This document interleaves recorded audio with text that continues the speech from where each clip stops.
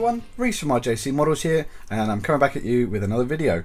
This one is aimed at the beginner model, so it's someone that's literally brand new into the hobby and wants to know what sort of tools to get and what will be good for the beginner and what they can use and what would be good substitutes and that sort of stuff if you can't afford the more expensive model making tools. So I'm going to move the camera down and onto the bench here and we'll get started. Right. Okay, so the basic tools you're going to need to start off with making a model is something to cut off the model off from the sprue so you can clean it up and that sort of thing and start with the real work with the model. So a lot of people start off with a very small cutting mat like this. Excuse the mess of this one. This one's fairly old.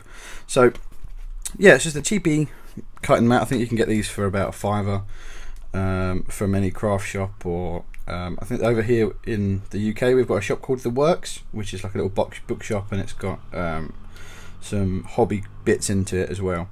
So a good cutting mat is essential, especially if you're on the kitchen table. So if you're on the kitchen table and you're trying to cut a piece, the cutting mat, such like this, protects the tabletop from getting damaged.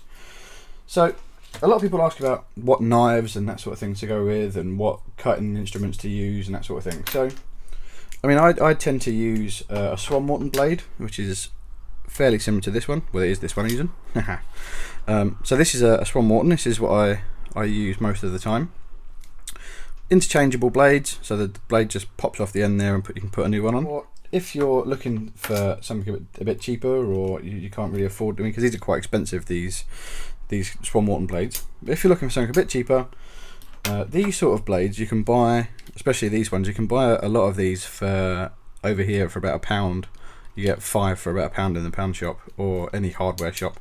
Or let's say hardware shops, they sell, it's just a slide-in knife that you can stow away like that. So these are very, very good. I do actually use this one for cutting photo etch and that sort of stuff. Things that are a bit harder to cut than these ones. But the problem you'll find with a Swan Morton is that if you cut into it, if something's a bit thicker, so you've got a thicker bit of plastic, let me just find a bit, or some resin, or even like a cocktail stick or something like that, something that's a bit too tough, they usually tend to ping, so they're quite flexible. If you can, the ends are quite flexible, and if you cut into something that's a bit too tough, the end pings off, and you get the nice sharp Swan Morton broken blade around on your work area, which is what we don't want.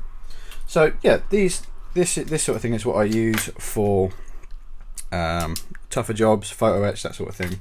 Or what you could do is look at a pair of cutters, so not too dissimilar to these pair. This is a pair I bought from Games Workshop. This is their Citadel cutter range.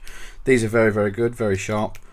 They're not sharp, but they're very good for cutting thicker bits of plastic and that sort of thing. Again, wood, anything you're cutting, it cuts with absolute ease. So that's very good.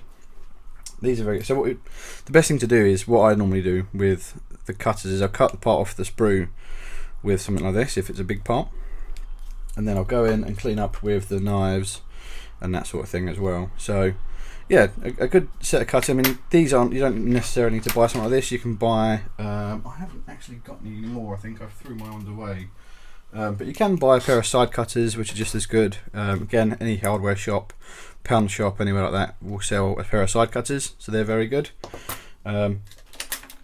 Knives, a selection of knives is always handy to have, so you can have a different, it depends on how you like to hold them. I mean, I usually hold my knives like a pencil, like that, so you've got a bit more control, and it depends on how it feels in your hand. It's depending on what knife you want to use, so it's just a matter of buying a few and having a play. Another question I get asked a lot is sanders. So I mean, as you can see, and I think it's just here, I've got a pot of sanders which are actually sanding sticks. I've got quite a few in there, and these are actually bought. These are model making ones. Lots of people do them. Flooring models do them. UMP do them. They're all very, very good sanders.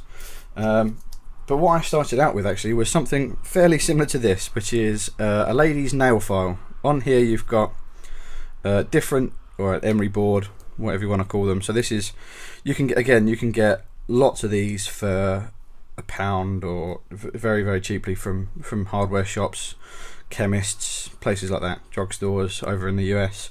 They have different various of grit on them. So this one's quite a coarse one, and this one isn't as coarse, and then coming through you've got a buffer and a very fine stick there, which are very good actually. They work really, really well. They're the handier ones if you can't necessarily afford the bigger made ones. So yeah, these are the sort of, if you can't afford anything like this, or you don't really particularly want to spend a lot of money on sanders, then things like cheap nail files and that sort of stuff are very, very good. A good option is multi-pack sanding paper. Again, I think I picked this up for about £1, probably even a bit cheaper than that maybe. In here you get 5 sheets of different gritted sandpaper, from fine to coarse. This one's obviously wet and dry, so you can use it for when you're not too happy with a paint finish or finishing a model or something like that. Obviously you can get different sorts of sandpaper. Again, it's just a matter of having a play and how you find your sanding. So sandpaper is good for putting, if you've got a large flat surface and it needs to be sanded, so you put the sandpaper on the cutting mat or on the desk, and you can put the part of the top and sand away. Another question I get asked quite a lot is glues. What glue should I use? So you'll all know this trusty little fella. This is the Revell poly cement glue, which again is very, very good. It's got its place in the model making world, and it's just great for a beginner because it's very slow drying, it's very forgiving, it's a very forgiving sort of glue, and it gives you a little bit of time to play with the part. So if you're making figurines such as this one, it's good for these sort of models because you can position the model and go from there. So yeah, these are very, very good.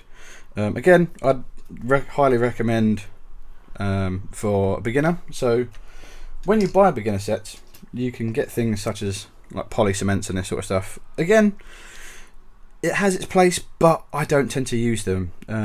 This is one I got from when I bought a starter set, but I don't pretend to use them, so I usually tend just to throw them away. They don't really use them. So what I normally use is Tamiya Extra Thin. So this one is the ordinary dry time one, or you've got this one which is it's Tamiya dry, it's Tamiya cement, but it's quick setting, so it sets very fast, especially at the moment here in the UK. It's the middle of summer, so it does work very, very fast. But yeah, these are very good to use. I would recommend as a beginner to buy these as well. These sort of glues will set you by. If you find yourself a bit more confident and you want to play with resin, or you get a set with, or a kit with photo etch in them, super glue, a good super glue. I mean, this is just a cheap hardware store £1 bottle of super glue. Again, very good, very functional. This is a very good one over here in the UK. Obviously not sponsored, but it is very, very good super glue. Right, so smaller parts. When you've got a smaller kit, you do get some very, very small parts in there, and obviously if you don't want to be using your hands to work with them. So another good investment is a pair of tweezers. Again, you can get these, you can buy specialist model making ones, or if you prefer, you can go to again, a chemist or a pound store, anything like that, and use a pair of ladies eyelash tweezers, which are still very, very good. And actually I find these ones, I think these are, I don't know where I got these ones from actually, but these are very, very good.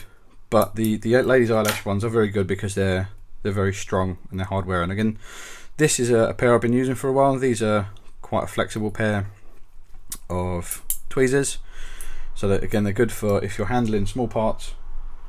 There we go. So if you're putting something onto this model, so you're putting this small part on just there, it's good for handling the small parts. So you can plop it on there, or put your dab of glue on there, come in with the glue, plop a dab of glue on there, and then pop the small part on there with tweezers. Also, as you'll see in your kit, you'll get a decal sheet. Again, I've not got one handy, so Reese has done it again. Haha, sorry guys. But oh, here we go. You'll get a decal sheet, a little bit like this, and obviously you can see this one's been used. Excuse me.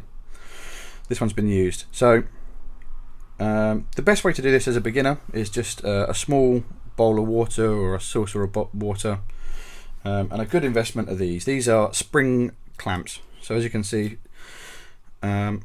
you squeeze the wooden bits and it holds on tight. So these are good for, again, if you're doing small parts and you need to get it in position, or if dealing with something for a while.